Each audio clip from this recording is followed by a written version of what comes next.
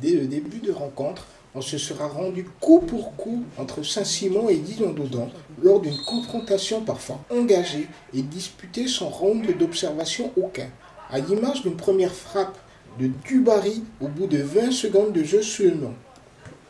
Mais la réplique de Saint-Simon ne devait guère se faire attendre, avec un premier débordement de Bugy mal réceptionné par l'attaque toulousaine, avant un long ballon suivi d'une frappe enchaînée de Glaise.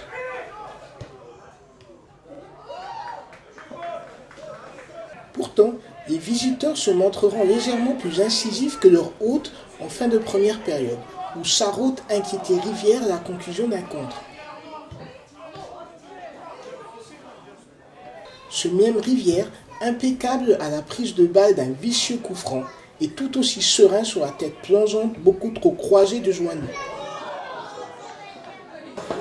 Oui, c'est vrai, mais on a fait une première mi-temps très mauvaise. Il n'y avait aucune disponibilité au milieu de terrain. On était lent, notre construction était lente, sans manquer de vitesse. Du coup, tous leurs joueurs nous maîtrisaient au milieu de terrain, on ne pouvait pas développer notre jeu. On a pris un petit soufflant à la mi-temps et ça nous a un peu réveillés, même si ça ne nous a pas trop plu. Mais au moins, ça a eu le mérite de nous réveiller et de nous permettre de rejouer, de refaire une bonne deuxième mi-temps en reposant notre jeu comme on sait le faire. Le début de seconde période voyait à nouveau les visiteurs aux abords de la surface de réparation adverse. Mais Dorléac enlevait trop sa frappe. A contrario de Binet, lancé dans le dos de la défense par Saïd et auteur d'un magnifique piqué du pied gauche devant Pérez pour l'ouverture du score. La qualité technique des joueurs de Saint-Simon devait alors progressivement s'exprimer au travers des espaces de plus en plus ouverts au fil des minutes, même si les visiteurs, et notamment Sarraute, pesaient encore sur l'arrière-garde toulousaine.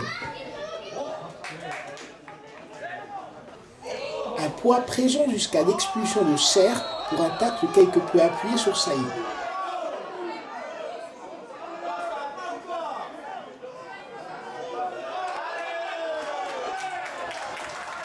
La rencontre avait alors définitivement tourné et si Garcia se montrait quelque peu gourmand devant le but, Blaise, à la réception d'un caviar côté gauche, ne ratait pas l'occasion de creuser définitivement le score.